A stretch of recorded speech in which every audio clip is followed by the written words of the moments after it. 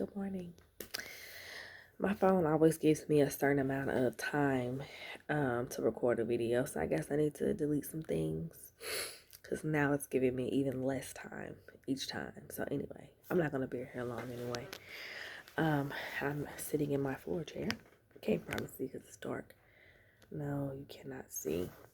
But anyway, let me get some light going. Hold on. Okay, I'm back. Now I'm sitting at my desk. So I got about comfortable in my floor chair, but I'm comfortable in my desk too. But anyway, I just wanted to encourage. I'm always looking down here. I need to be looking up here. Good morning. Happy Wednesday. I want to encourage y'all today and say, address the elephant in the room. I know depending on the severity and the how deep the wound is, that can be easier said than done. It can be easier said than done to address the elephant in the room.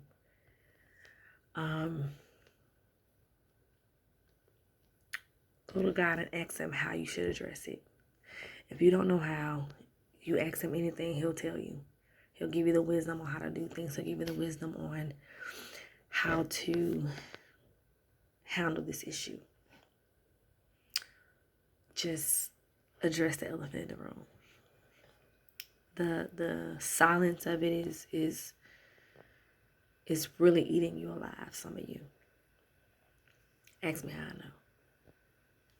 Address the elephant in the room. Make sure everyone is there that needs to be addressed in the situation. And you're not addressing this to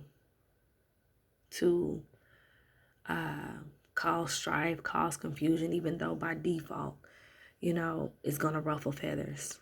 And then again, sometimes addressing the elephant in the room frees that other person. Because sometimes they may have wanted to come to you and render apologies and ask for forgiveness, but they may not even know how to themselves. They may not have the strength to.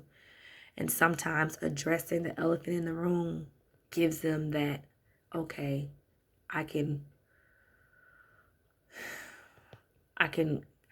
apologize now. I can, sometimes they don't know how the other person's going to take it, them coming to them. So sometimes it takes the victim of a situation, which it shouldn't. But sometimes it does that. It takes the victim of a situation to bring healing, to bring restoration. Doesn't necessarily mean it's a reconciliation. I'm just saying address the elephant in the room so that you can free yourself. That heaviness that you live with day in and day out. The heaviness of what happened that hinders every relationship that you come across. Friendships, romantic relationships, business partnerships, co-workerships, anything that you do, it really affects your everyday life. Address the elephant in the room. It's okay. You're strong enough. You're wise enough. You've grown enough. You've grown so much from what happened to you. Whatever it was, you've grown so much from that. Address the elephant in the room. Free yourself. And possibly free somebody else. It doesn't negate what they did. It doesn't mean that what they did was right. It doesn't mean that they won't reap what they've sown, because it don't matter about you apologizing. I can go out here and commit a crime and say, I'm so sorry, but I'm still going to have to do time for that crime. I'll be forgiven, even if people don't forgive me. If I truly repent to God, he'll forgive me. People may not forgive me. But I'm still going to have to go and do time for the crime. So it doesn't negate what they did. It doesn't excuse anything. But it frees you. It frees you in here. It frees you in here. You'll begin to feel much lighter.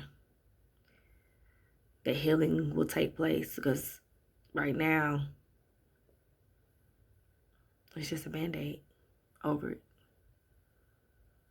And if that person that you need to address is no longer here, is no longer living, then I would say address it anyway. Even though you may not can address them, address it anyway. Get it out in the atmosphere. Make your affirmations in the atmosphere. Your affirmations of healing. Your affirmations of overcoming. Your affirmations of, I got through this. And I forgive them. Even though they're no longer here. But it would be a blessing if the person is still here. And that you have the strength enough to address the elephant in the room.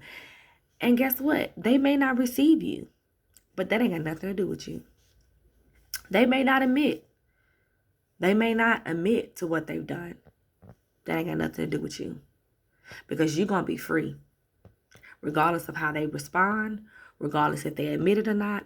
Regardless if they apologize or not. You are going to be free. You are going to have a heart pure of holding anything in regards to that situation.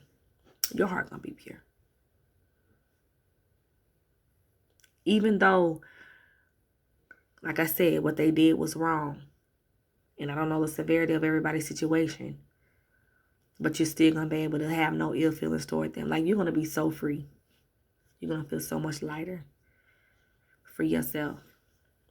Address the elephant in the room. It's going to be okay. You got this.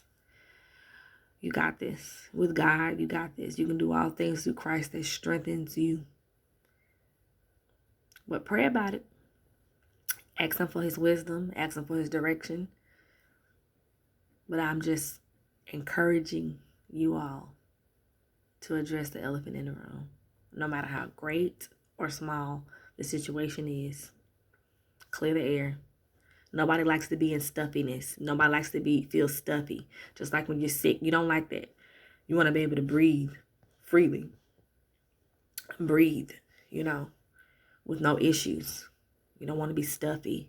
You don't want to be in atmospheres that are stuffy, around personalities that are stuffy, around all the tension in the room. Address the elephant in the room. They may not receive you. They may not admit to it. They may not do any of those things. And then again, it may turn out better than you thought. But address the elephant in the room. Y'all have a great day.